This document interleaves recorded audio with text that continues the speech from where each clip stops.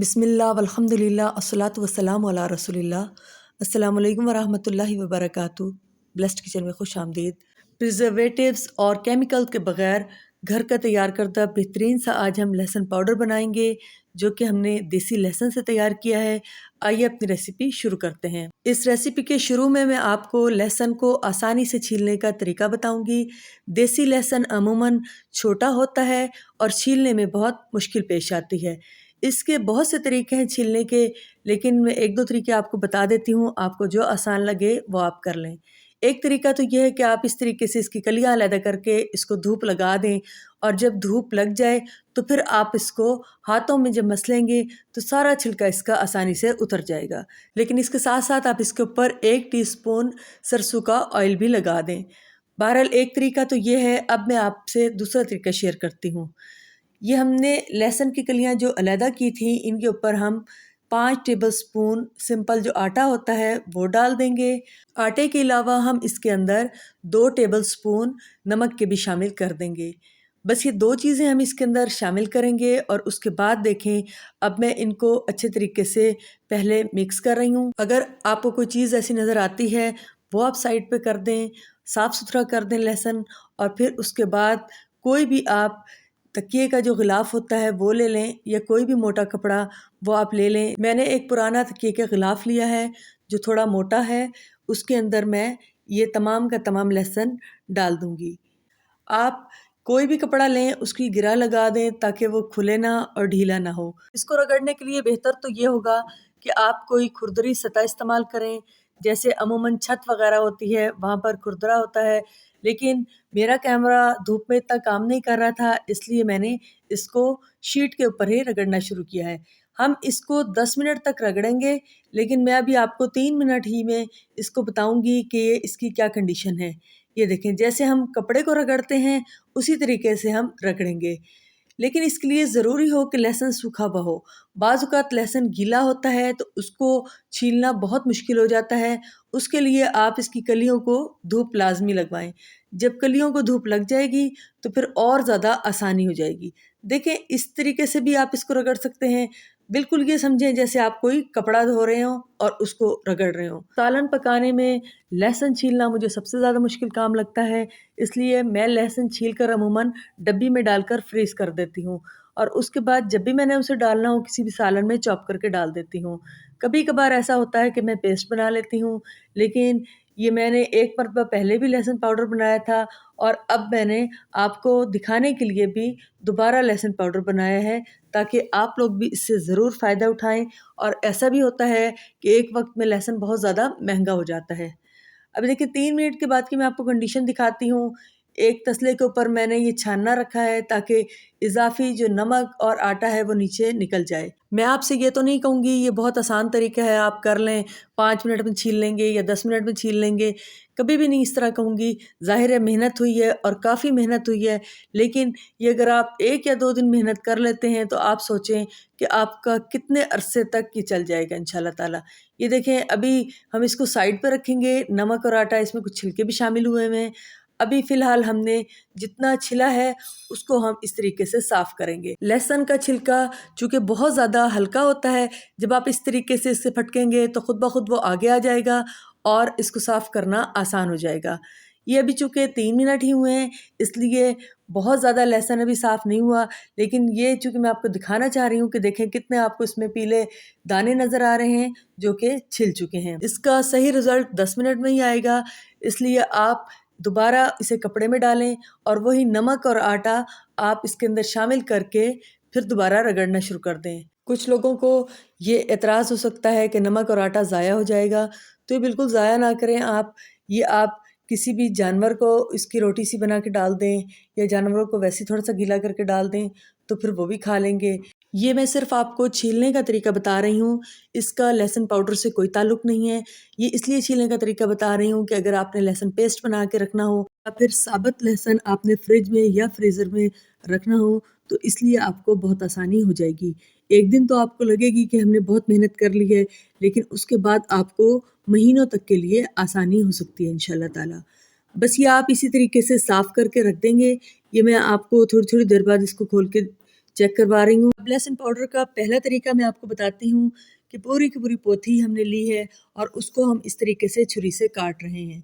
ये उस सूरत में है जब आपके पास ना तो कीमा बनाने वाली हाथ की मशीन है और ना ही आपके पास चॉपर है। तो इस सूरत में आपने ये करना है कि पूरी की पूरी लहसुन की पोथी छिलकों समेत, यानी ऊपर के भी छिलके हमने इसके नहीं उतारे, ना ही डंडी उतारी है, बस बारीक बारीक हमने इसको काटना शुरू कर दिया है। पूरी की पूरी जब हम पोथी काटेंगे तो वो काटना भी आसान होगा। अगर हम इसकी कलियां अलग कर देंगे तो काटना बहुत मुश्किल हो जाएगा।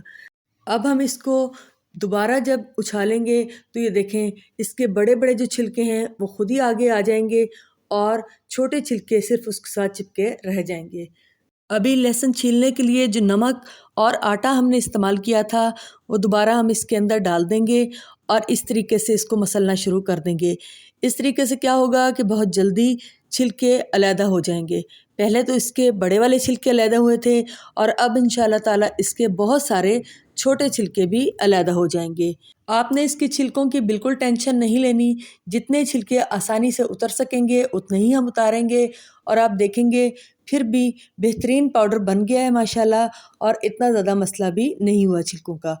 ये अब हम दोबारा इसको छान रहे हैं ताकि जो इजाफी इसके अंदर नमक और आटा चला गया था वो निकल जाए। इसको धोकर और छलने में रखने के बाद हम इसको ट्रे में फैला देंगे और धूप में जब ये बहुत कड़क हो जाएगा तो इसको पीसकर पाउडर बना लेंगे। लहसुन पाउडर बनाने का ये दूसरा तरीका है। ये हाथ की कीमे की मशीन के अंदर लहसुन के जवे साबुत ही डाल दें, छिलकों समेत बेशक आप डाल दें, सिर्फ बड़े छिलके उतार दें जैसे मैंने शुरू में आपको दिखाया था। और इसको भी किसी भी ट्रे पे फैलाकर धूप लगाएं और जब ये कड़क हो जाएं तो फिर इनका पाउडर बनाकर आप अपने पास रख लें। पाउडर बनाने का भी ख़ास तरीका मैं आपको बताऊंगी कि किस तरीके से हम पाउडर को नमी से बचा सकते हैं। वो इंशाल्लाह ताला हम आखिर में देखेंगे कि इस पाउडर को हम नमी से किस तरीके से बचा सकते हैं ताकि ये पाउडर हमारा बहुत अरसे तक चले। तकरीबन 1.5 साल पहले मैंने एक पाउडर बनाया था जो माशाल्लाह मैं आज भी इस्तेमाल करती हूँ, इसलिए मैंने कहा कि एक मज़ीद पाउडर बना के आप लोगों को भी बता दूँ। लहसुन पाउडर बनाने के लिए जो हम तीसरा तरीका इख्तियार कर रहे हैं उसमें लहसुन के जवों को हम अच्छे तरीके से धो लेंगे जैसे कि दूसरे तरीके में हमने किया था। उसके बाद लहसुन के जवों को एक स्ट्रेनर में रख देंगे ताकि इजाफी पानी निचड़ जाए। अब हम चॉपर के अंदर थोड़ा थोड़ा लहसुन डालकर उसको चॉप करेंगे। उसको भी ट्रे में फैलाकर छत पे सुखा देंगे।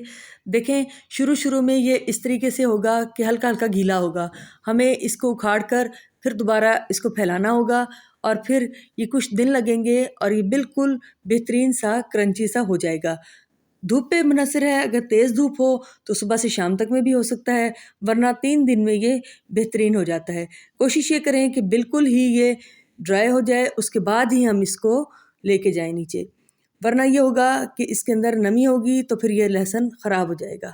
बस ये हमने बहुत अच्छा सा इस तरीके से करके अब हम इसके छिलके कैसे उड़ा रहे हैं आपने देखा है कि जब हम फूंक मारेंगे तो छिलके खुद ब खुद उतर जाएंगे, या उसी तरीके से जैसे हमने तसले के अंदर रख के इसको फटका था उस तरीके से हम फटकेंगे तब भी छिलके अलग हो जाएंगे।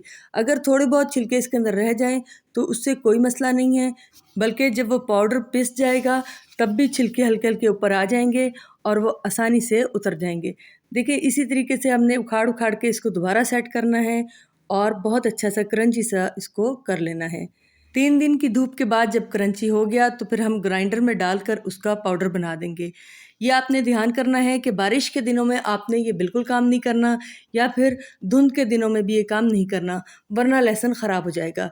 रात को जब हम इसको अंदर रखते थे तो वो हम पंखे के नीचे इसको रख देते थे, क्योंकि रात के वक्त शबनम वगैरह होती है, उससे ये दोबारा गीला हो सकता था।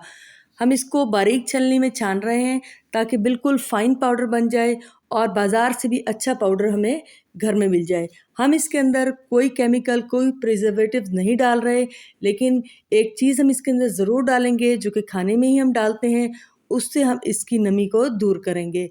और वो कॉर्नफ्लोर है, 2 टेबलस्पून हम इसके अंदर कॉर्नफ्लोर शामिल कर देंगे।